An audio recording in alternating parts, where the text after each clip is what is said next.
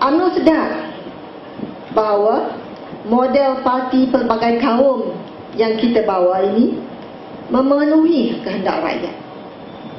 Walaupun mereka cuba nafikan, keputusan Pilihan Raya Umum ke-12 jelas membuktikan masa depan politik negara ini mampu dicapai melalui muafakat jujur rakyat pelbagai kaum.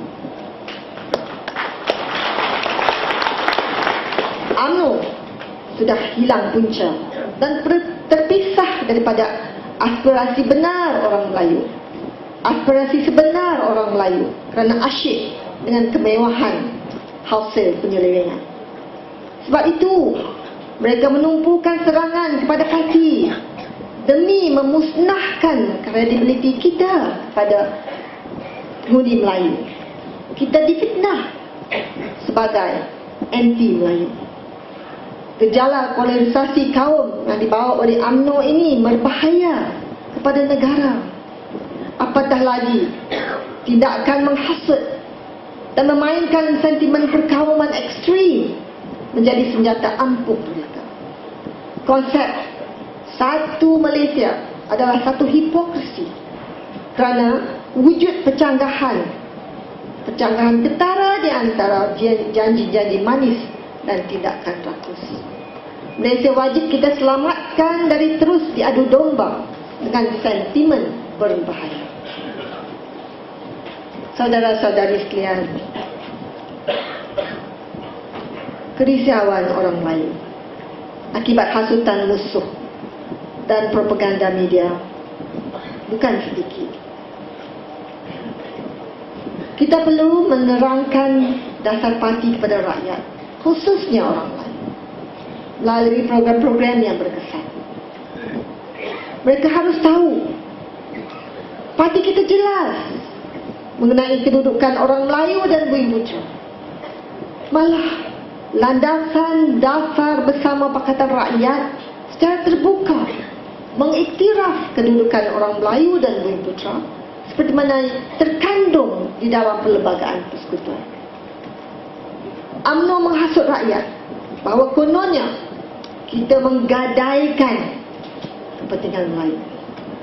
Apabila kita berpendapat bahawa dasar ekonomi baru wajar dihentikan, kita harus meyakinkan rakyat kita menentang DEP bukan kerana apa, tetapi kerana ia gagal mencapai tonggak utamanya, yakni menjaga kepentingan orang Melayu dan pelaksanaan memperkayakan keluarga pemimpin dan kroni UMNO dan meminggirkan rakyat termasuk orang Melayu, orang asli, orang asal, Dayak, Iban, Kadazan dan lain-lain.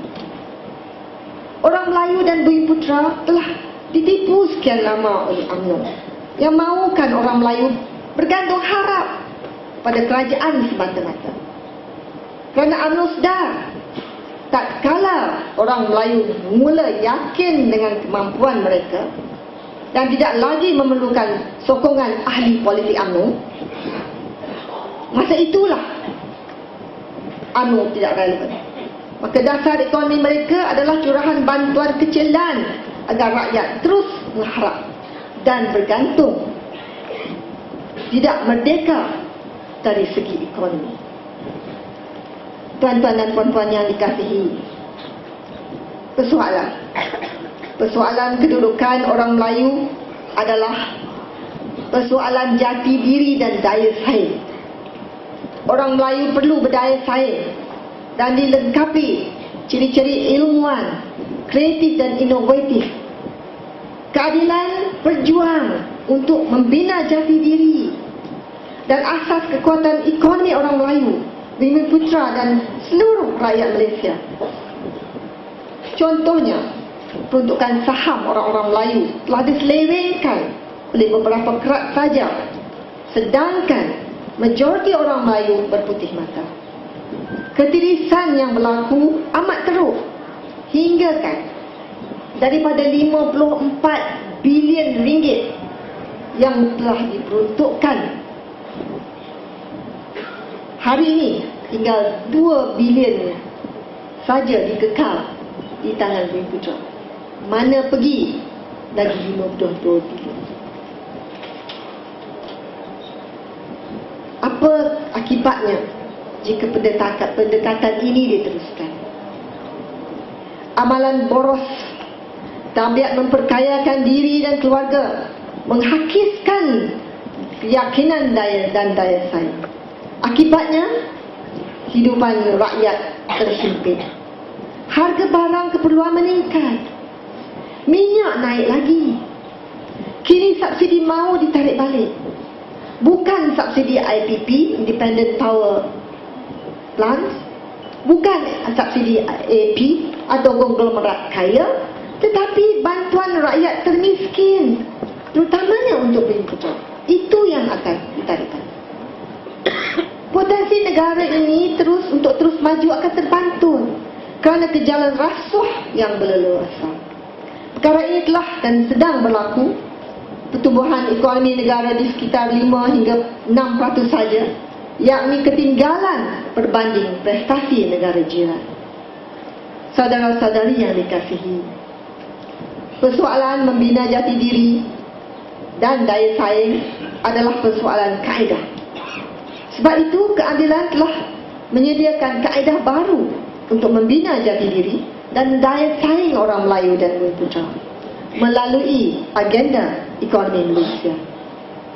Menjadi tanggungjawab semua anggota parti untuk membawa hujah bahawa kaedah melalui agenda ekonomi inilah yang terbaik untuk seluruh rakyat Malaysia. Keadilan akan menumbuhkan satu pasukan khas yang akan mengkaji beberapa isu berkait rapat dengan orang Melayu dan Bumi Putra, seperti isu Felda, isu menaik taraf kemahiran kaki tangan awam, isu pengurusan harta Islam dan lain-lain.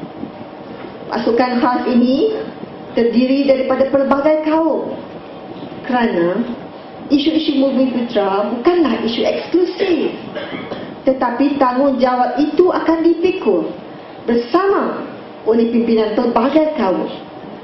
Seperti mana isu rapat dengan kaum-kaum lain, kita akan angkat isu Bumi Putra, isu Melayu, isu Cina, isu India, terutama yang berpendapatan rendah dan miskin sebagai isu rakyat Malaysia, manakala hak masyarakat juga akan kita angkat sebagai isu rakyat Malaysia.